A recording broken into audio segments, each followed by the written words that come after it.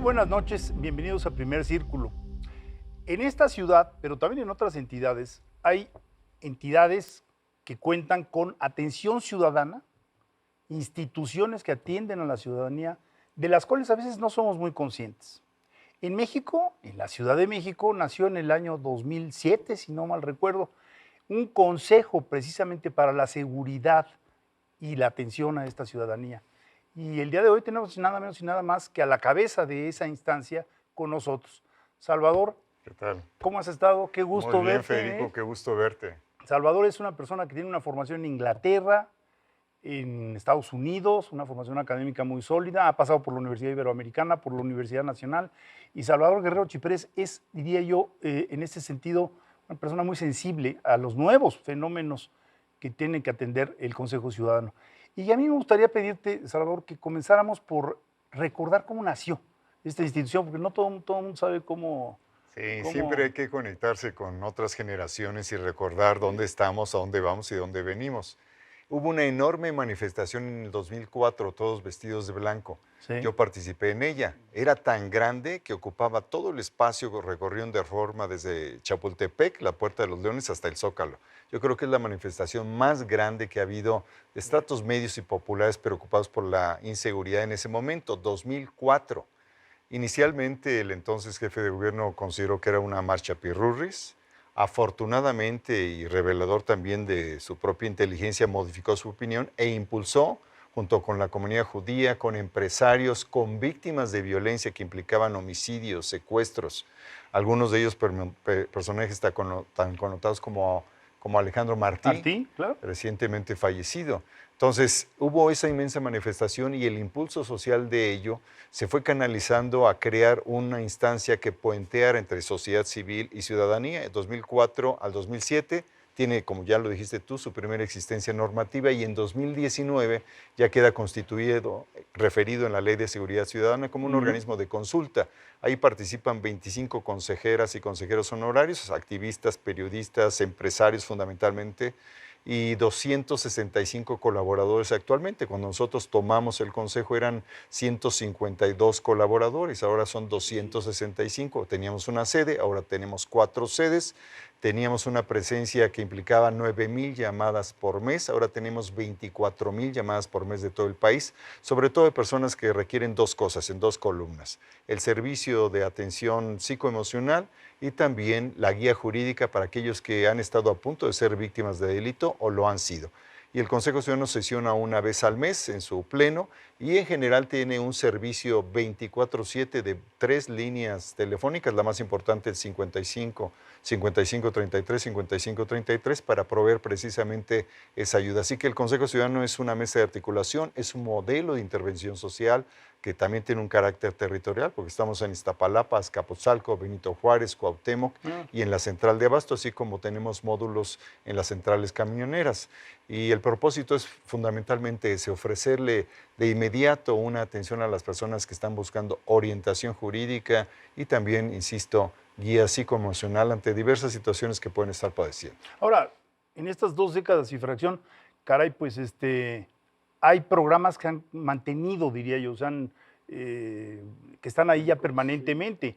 Quiere decir que el problema sigue estando presente. ¿Cuáles son estos? Básicamente hay uno que le llamamos combate a la extorsión, lo que tiene que ver con combate a la Sí. extorsión. Tenemos una aplicación que se llama No Más Extorsiones, muy útil, está en iOS y en Android. Hemos acumulado ahí 285,000 números de teléfono celular desde donde se intenta fraude, extorsión, secuestro digital, se dice que son de cárteles o cualquier otro tipo de incidente inventado o no de carácter delictivo.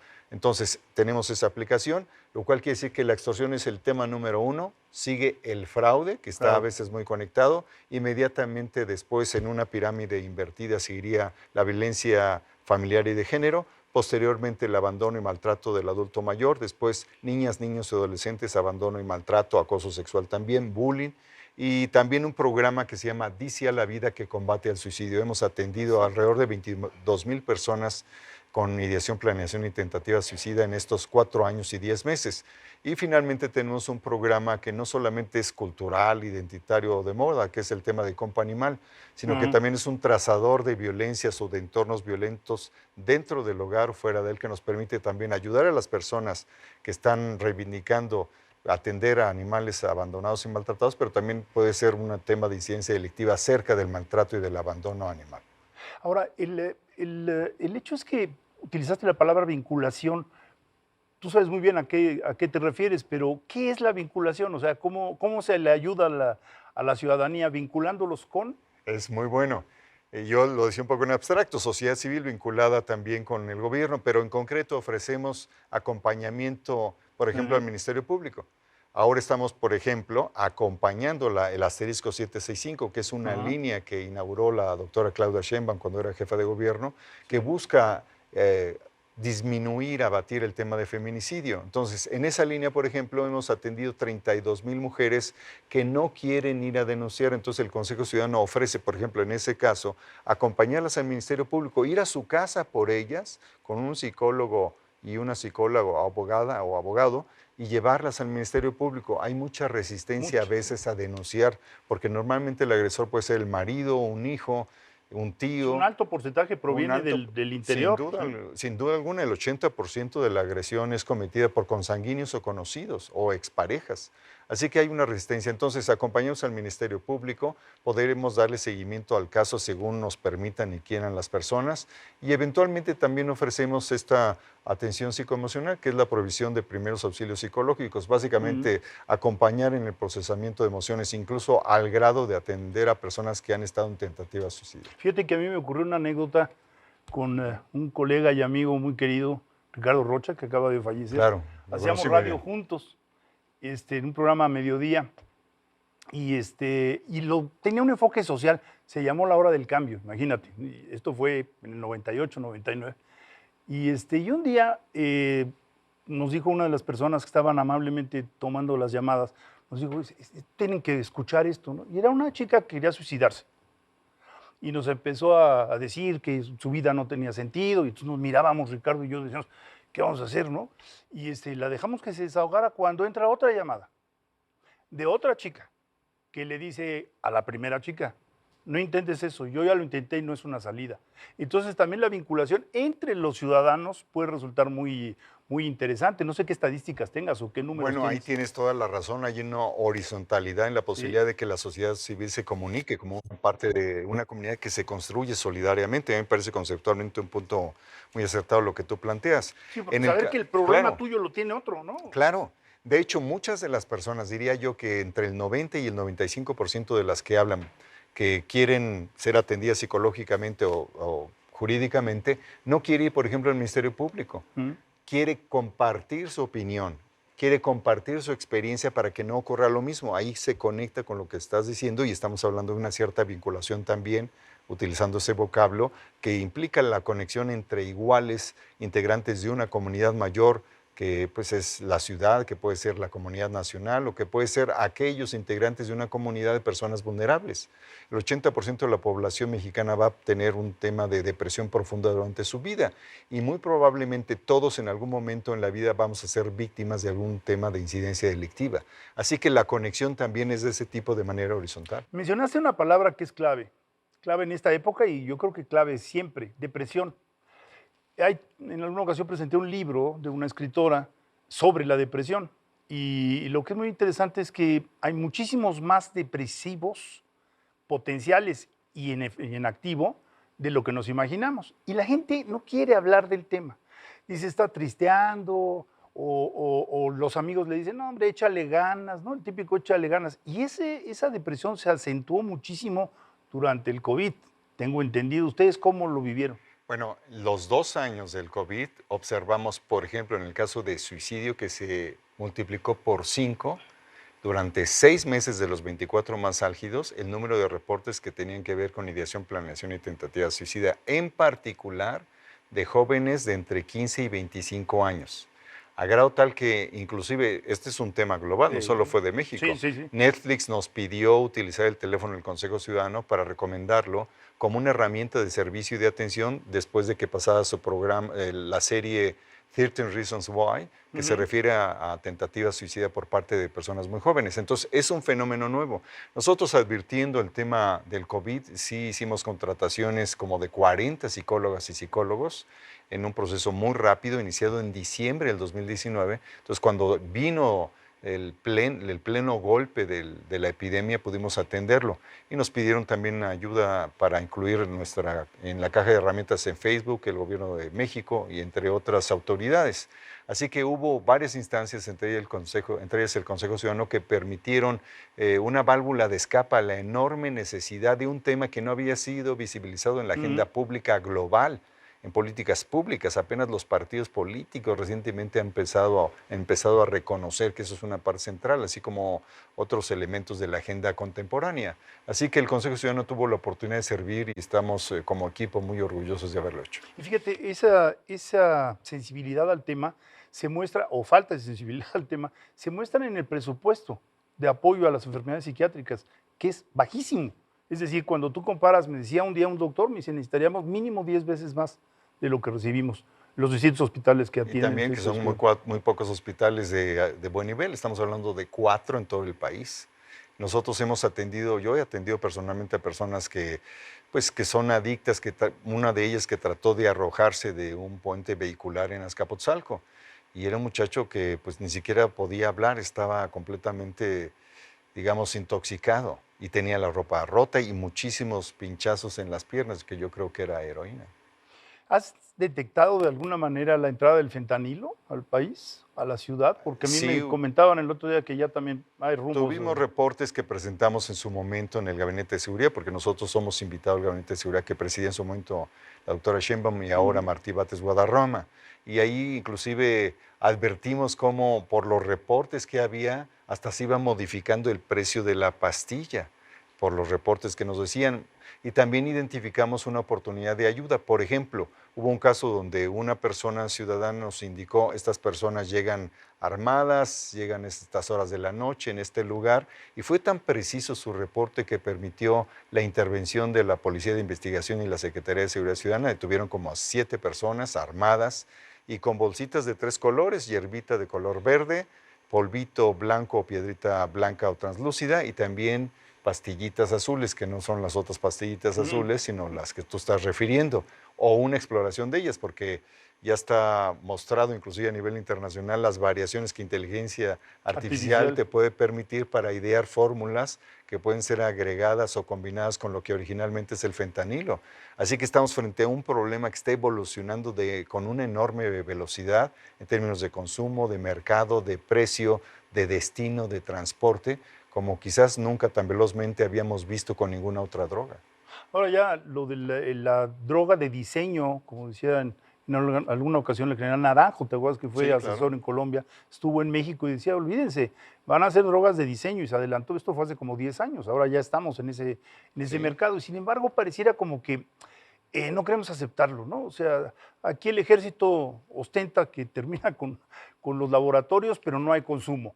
No hay producción, perdón. Entonces es un poco contradictorio todo ese tema, ¿no? Ahí yo creo que tenemos que entrar, qué bueno que por lo que indican todos los estudios demoscópicos, va a ser una persona de un alto perfil académico de inteligencia y de sensibilidad. Yo creo que sí es la doctora Sheinbaum, y creo que va a ser posible hacer un replanteamiento de lo que pensamos por seguridad y cómo podemos pensar los diagnósticos, los escenarios y también y cómo hay una intervención distinta. Así que yo creo que va a haber una concordancia, presumo, que implica precisiones útiles y oportunas, ¿no?, para la población. Tenemos que hacer un corte, Salvador, si nos permiten, vamos a un corte y ahora regresamos aquí en Primer Círculo.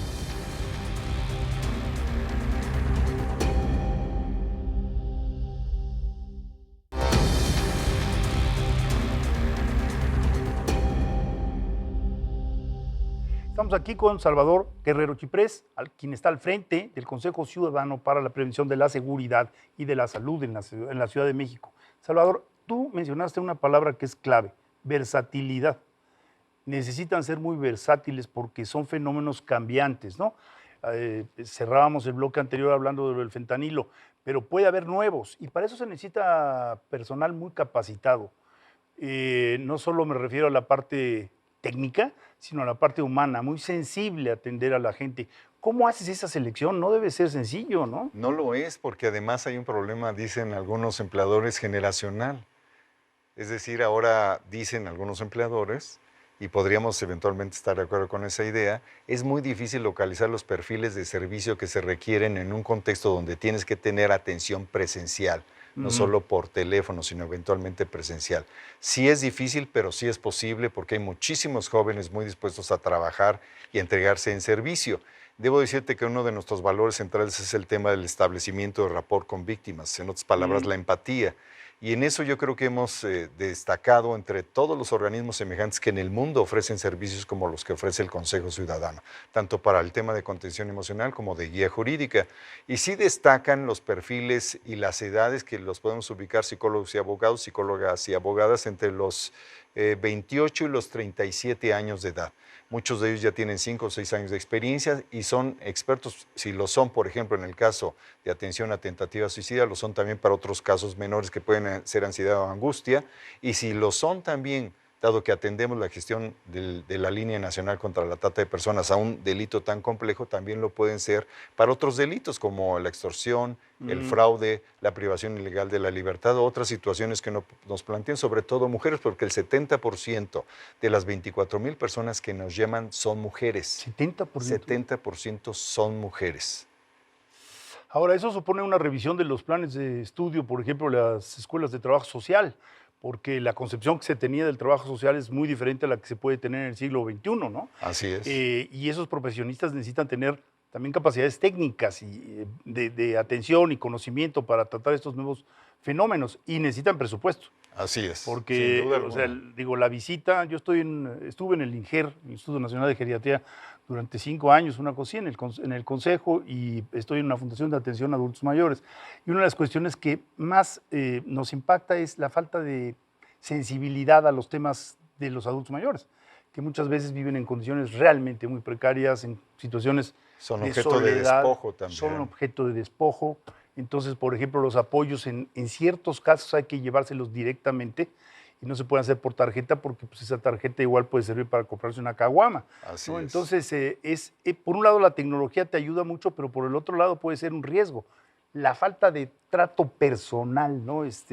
La soledad, los indicadores de soledad, por ejemplo, en Francia, 1 de cada 3 ciudadanos se siente solo. No es que viva solo. A lo mejor su hija llega en la noche o lo que, pues se siente solo. ¿Qué pueden hacer ustedes por eso? Bueno, nosotros estamos planteando en un vocabulario y una perspectiva muy contemporánea que tenemos que revisar nuestra forma de integración de la comunidad y de cómo nos referimos a los grupos etarios que consideramos diferentes a nosotros. Si tenemos entre 18 y 25 años, nos referimos a los mayores de hasta 45 años de una manera y ellos, estos últimos, se refieren a los otros que tenemos entre 55 y 65 años de otra manera. Nosotros planteamos que tenemos que reivindicar una noción de ciudadanía más universal, más solidaria, más cercana a la comunidad. Yo mismo he hecho trabajo de calle, digamos, en 1,115 colonias de las 1,814 que hay en la Ciudad de México. Y estamos todos obligados, están combinando lo que estamos viendo en las llamadas, lo que vemos en territorio, lo que observamos de las cámaras y cúpulas empresariales que participan en el Consejo Ciudadano, de los periodistas que también están ahí, así como de la narrativa y el diálogo con la realidad que efectivamente se puede verificar del gobierno federal y del gobierno local. Así que tenemos una cantidad de fuentes de información muy importante que permiten que la sensibilidad y la disposición de servicio del Consejo sea más eficaz. Y debo decir que tenemos 30% menos donaciones de lo que recibía el Consejo en 2018. Sin embargo, pudimos crecer de 1 a 4 sedes de 150 a 255 personas, porque pues había 8 direcciones, hicimos nada más 2 direcciones, la pirámide se hizo así como un arbolito y el terreno. Y la base es donde estamos nosotros invirtiendo nuestro esfuerzo y nuestro compromiso.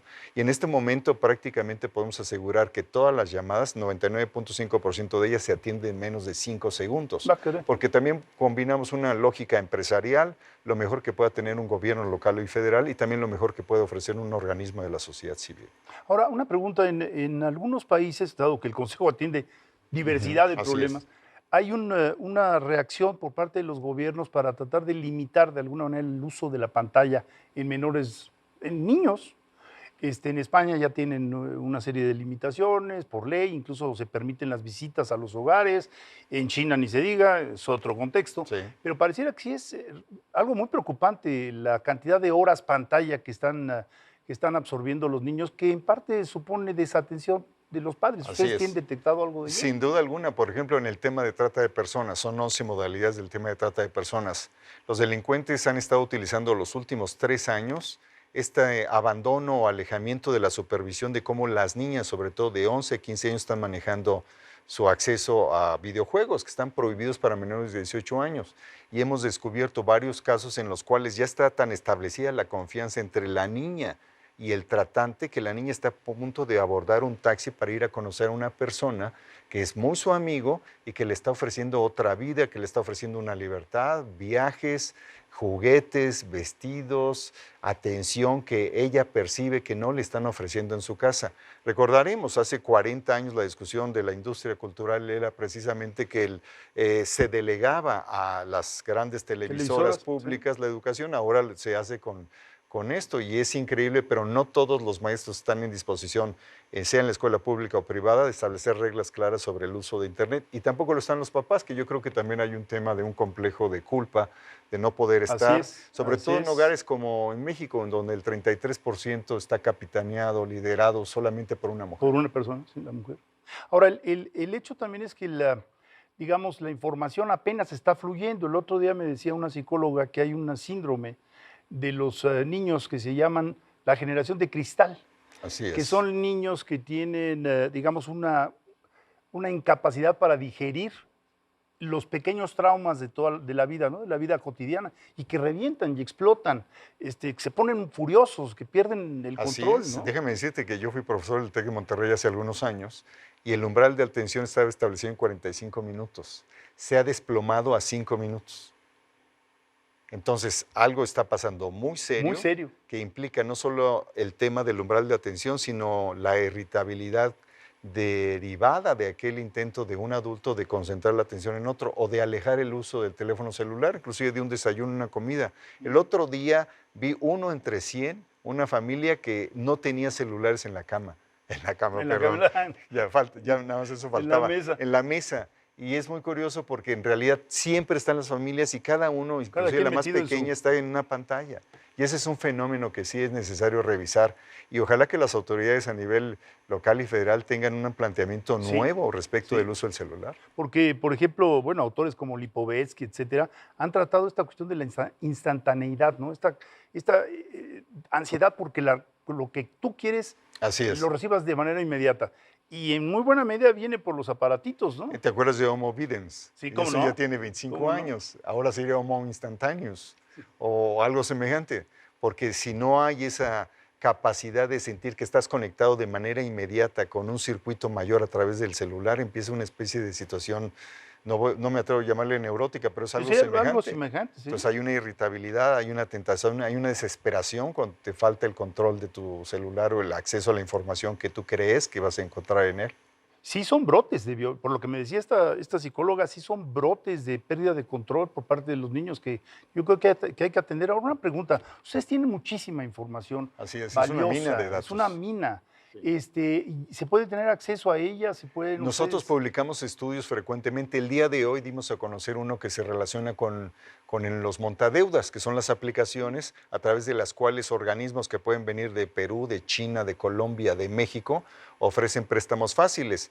A través de bajar una aplicación, accesas ahí supuestamente a un préstamo sin muchas condiciones, pero ellos, los empresarios, pseudoempresarios o delincuentes, después accesan a tu información, tus fotos, y si modificadas las condiciones de pago tú no atiendes, empiezan a presionarte y te convierten en víctima constante de extorsión, amenazándote con destruir tu reputación profesional o personal o tu intimidad, ¿no? Tu imagen de tu privacidad. Y dimos a conocer un reporte, estamos hablando de 19,900 casos que hemos atendido en los últimos 24 meses. y ya se ha desplomado en 68% gracias a la intervención del gobierno de la Ciudad de México con 6 operativos que implicaron cateos y detenciones. Y la información que dio lugar a reconocer este fenómeno sí provino en buena parte del Consejo Ciudadano, también la que tenía el jefe de la policía, la fiscal general de justicia y la propia jefa de gobierno en su momento. Entonces, hoy dimos a conocer ese estudio, lo subimos el día de hoy. Entonces, todos los reportes y estudios de, digamos, datos acumulados, de agregados, los ofrecemos y pueden ser visitados por cualquier persona. Ahora, ante los datos biométricos, yo tengo una sensación encontrada. Por un lado dice uno, fantástico, ¿no? Por ejemplo, que en los estadios, voy con mi nieto al estadio y entonces, bueno, está muy controlado, no pueden entrar grupos porriles o de enfrentamiento de como lo que ocurrió en Querétaro, ¿no? Sí.